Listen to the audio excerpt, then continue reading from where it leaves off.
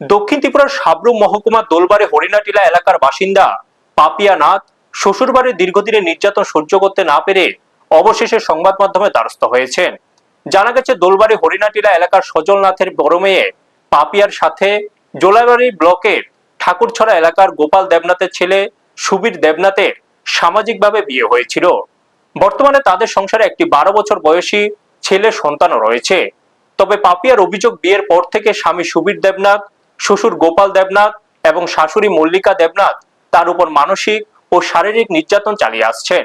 পাপিয়ানাথ সংবাদ মাধ্যমের কাছে অভিযোগ করেন যে তার স্বামী সুবীর দেবনাথ প্রায়ই মদ্যপ অবস্থায় বাড়িতে ফিরে তার সাথে চরম দুর্ব্যবহার এবং মারধর করেন।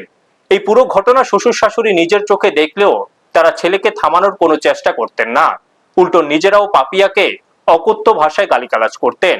এই পারিবারিক সমস্যা মেটানোর জন্য এর আগে একাধিকবার পঞ্চায়েত স্তরে বৈঠক ও মীমাংসার চেষ্টা করা হয়েছে, কিন্তু সেসবের পরেও পরিস্থিতি সাময়িকভাবে স্বাভাবিক হলেও কিছুদিন পর আবারও একই রকম নির্যাতন শুরু হতো।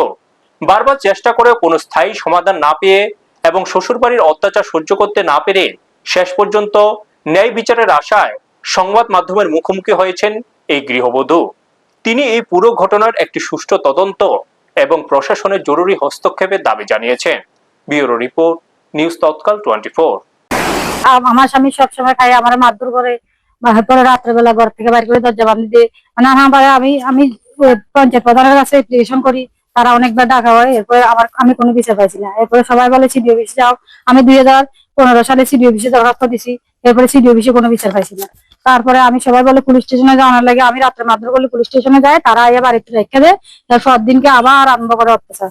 এরপর সেখানে দিছি, এরপর তারা সবাই কইছে যে এই জুলাবাড়ি মন্ডলে দেওয়ার লাগে, আমি জুলাবাড়ি মন্ডল প্রেসিডেন্টের কাছে আবেদন করছি।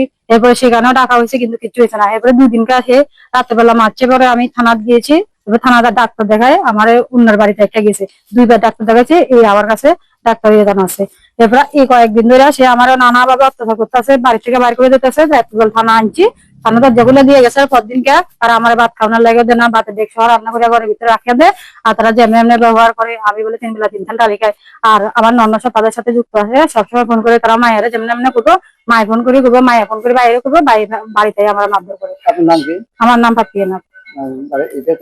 এটা ঠাকুরছড়া মনমোহন নাথপাড়া। আপনার হাজবেন্ডের নাম সুবীর নাথ। কত বছর যাবত আপনার এইভাবে অত্যাচার করতেছেন? আমি তো বিগত প্রায় 12-13 বছর ধরে এই দিয়ে সাথে। আপনার হাজবেন্ড কি করে? আমার হাজবেন্ড গাড়ি চালা, আমরা গাড়ি আছে, সিএনজি অটো আছে।